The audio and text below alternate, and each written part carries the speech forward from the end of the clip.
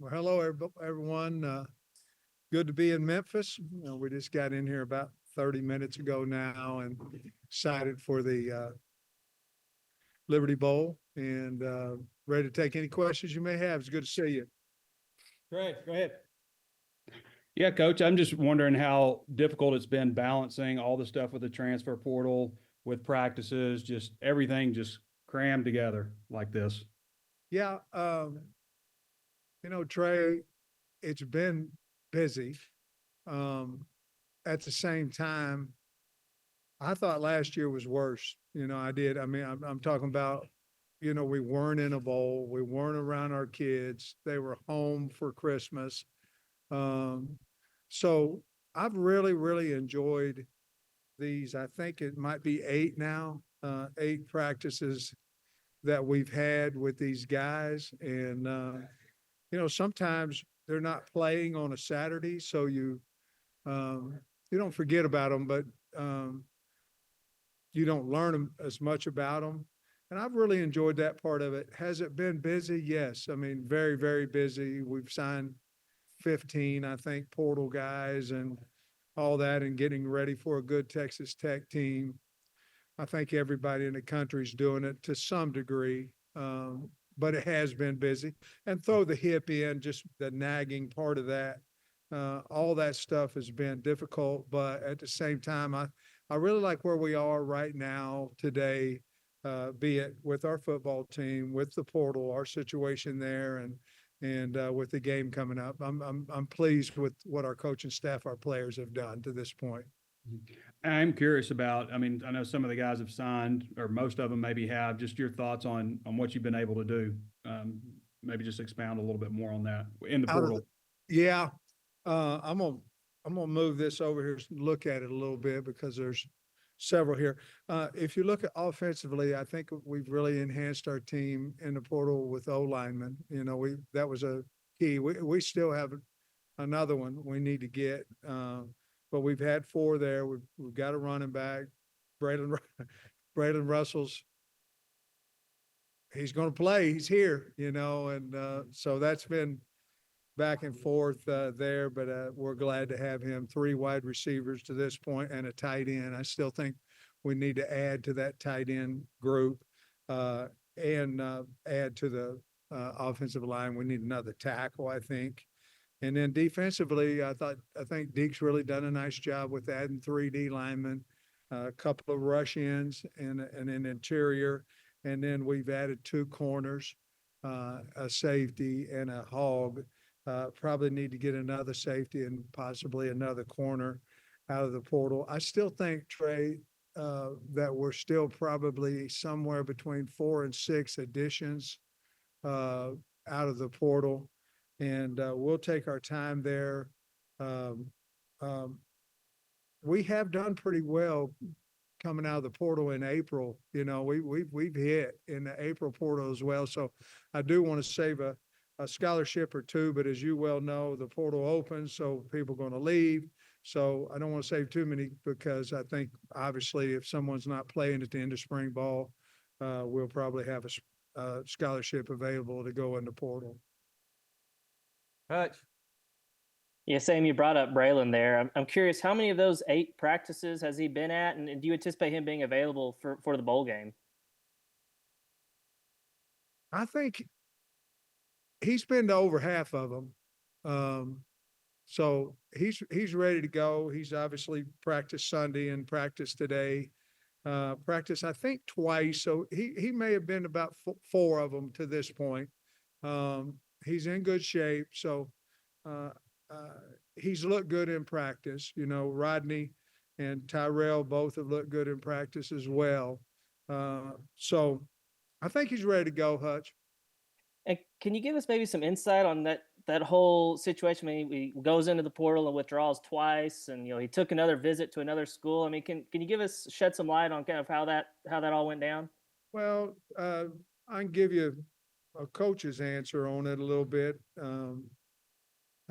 We talked him out of he went to the portal, and I called him in, talked to him, and he decided not to go in the portal. And then I don't know the reason of going back in. And then he texted me and said, Coach, I'd like to talk to you. And that was after the second time he had went in the portal. And obviously we had an agreement there about, because the look wasn't good on him nor me or the program. And if we were going to have him back, we want to make sure that it was the last and final time. And I felt good about that. He felt good about that. So that's kind of what happened. Another quick one before I turn it back. I want to ask about a couple of wide receivers. I saw where Tyrone Broden, I guess, was back at practice yesterday. Do you anticipate him being full go? And then also, do you think Jordan Anthony will be available at all for this bowl game? Jordan Anthony will not. He's got some family issues at home that are very serious that he needs to be home and taking care of that. Broden, he'll be available. Broden's had some personal issues as well that we knew about. And so he's been back for the last couple of practices, and so he'll be available. Jackson. Sam, you mentioned the 4 offensive linemen you brought in. Most of those guys are tackles. Is there anyone immediately that comes to mind that you might shift inside, or is it going to be a spring assessment, or are all 4 of those guys going to, or 3, however many, going to stay at tackle? Well, I appreciate it, Jackson. I think the old philosophy, which was mine, was to get big, and if they didn't have quite the feet or the space, couldn't handle space, you move them into guard. That's a hard philosophy to move into center. Obviously, we've got the one young man that started at center this year that's coming in to the pro. So we have 3 basic tackles. Well, 2 of them's got to play tackle. They're huge, the other one could be a guard tackle, and then we've got a center. We have availability on our offensive line to move some guys around and move them inside. We have some guys that can play center that's been playing outside. We'll just have to look to get our 5 best on the field at the same time. But I do like the guys that we went out in the portal and have signed to this point. I think they'll help us. Our next one could be another big tackle, could be another guy that can snap the football.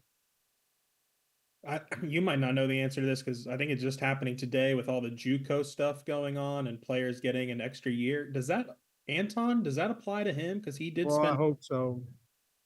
Okay. I certainly have talked to him. I'd love to have him back. I've already talked to him about that. And as a matter of fact, I got a call on the bus. We were just outside. We were in West Memphis, and they told me that the NCAA has passed a rule or going to that if you played your last year this year and you played in junior college, that you'll have availability to play next year. Just so the lawsuits won't be abundant, and they'll just pass the rule. If that's the case, June College will be one of the first guys I go to. He's a great kid, and I think he's a really good player. He just was hurt most of this season. And one more from me. Does your recruiting roster assembling strategy change at all with the 105 player limit? Like, do you have to recruit more linemen for practice? I mean, is there anything specific that changes in your outlook for building a roster that way? Yeah, you're just down 20 guys, you're down 15 guys, excuse me. And so basically your skill guys would be the ones that get cut a little bit. You'll lose a few numbers at wide receiver, lose, and the legs will be a concern in that. DBs, you'll lose a few there, but I do not want to lose offensive and defensive linemen. You just can't function that way. So you may be down a linebacker or 2, basically the skill guys, but I don't want to lose the bigs at all. So we've made a statement that we're not going to do that. We're going to we've been under on the O-line, and we're trying to make that up now. Christina. Yeah, Coach, with Braylen, are you worried at all that any other players in the future will think it's okay to kind of jump in and out of the portal, given that he was able to come back? And is there any kind of, consequence to prevent that? Well, I don't think, the consequence is you either say, okay, you left the right way. We think you can help our program. What was the reason you left? And if I'm okay with that, then we'll let them back. If it's other reasons, you left, you didn't come talk to me, you didn't, you know, said some derogatory things about, the program or your teammates or anything like that, well, then we won't let them back. As a hard stand on if you go in the portal, you'll never be back. But I'll be honest with you, the kids now, the money is so different that I think the kids, a lot of times they'll go in just to see, what the money's really like. I'm not for sure if their agents are telling them the truth about what other programs can do for them. But this one with Braylen was fairly simple uh, to me because I do think that he loves the Hogs, and I do think there were some outside noises to him. Uh, I always felt like he wanted to stay and be a Hog, and certainly I think each one of them is kind of individual, to be honest with you. Yeah, and then Selman Bridges withdrew right after the last time we talked to you last week. So I'm guessing that means he left the right way, and is, how important it is to you to have had him back, since he seems like a pretty promising young guy. Well, he just came to me and said he'd like to come back. And I don't know how long he was in the portal, maybe a couple days. It wasn't long. And just would like to be on the team. And we'd like to have him. So, again, um, I think it's just an individual case by case. There's some kids that have went in that maybe want to come back that we say, no, we're going to move on. But maybe it's the history of that particular young man, and we just move on.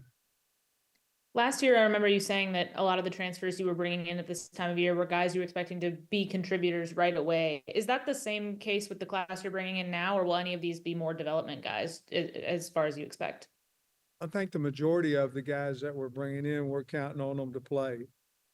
They have to earn every bit of that, but we're certainly recruiting them to come in and play immediately. Now they got to beat out whomever's on the team, but there are a few of them that are younger that we feel like we can develop where we need numbers as well.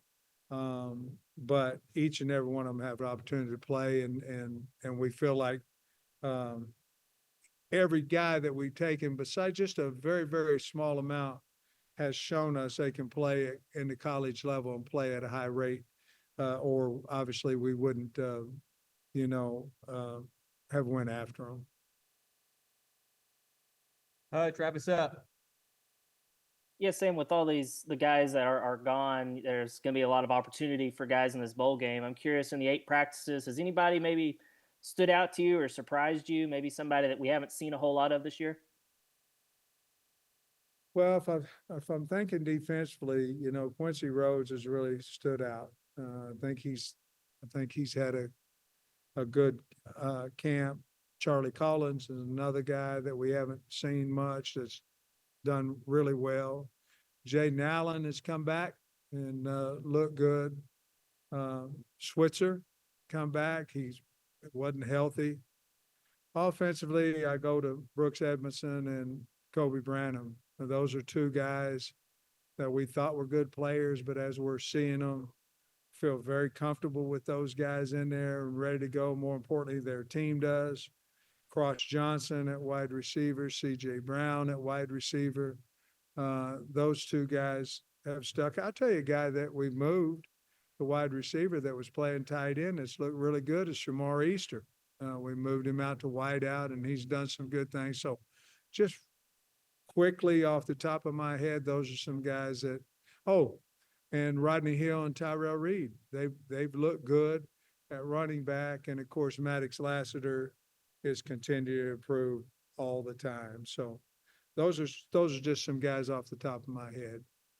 And then a more big picture question for you with the 105-man limit, and then I guess the SEC is sticking to 85 scholarships. You had said that you're able to split up scholarships. Or do you anticipate splitting up any scholarships for next season, or do you plan on 85 full scholarships? Yes, we certainly will. And in that, we'll have some advantage, with some of our Arkansas kids who were good students. You can still give them a full ride, but you can take some of that money if they get 80% or 90% of their tuition waived. That will help. And so that would be more of how we would split them up, would be more academic money that can save us some money and give a third of a scholarship, a half a scholarship, whatever, and maybe add a few more guys that have partial scholarships. Last one, Jackson.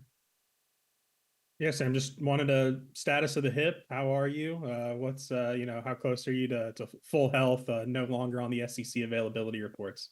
Man, well, I can walk without a cane about 20 yards maybe. I'm going to have it on the sideline. Just, I don't know, maybe it's a security blanket. Maybe I need it. I don't know, but I'm sleeping a lot better. And if I knew now, I knew then what I knew now, 20 days after the total hip, I probably would have went ahead and just bit the bullet late June when I found out and would have been able to be more active during the season. But I feel like I'm getting there, and I appreciate you asking the question.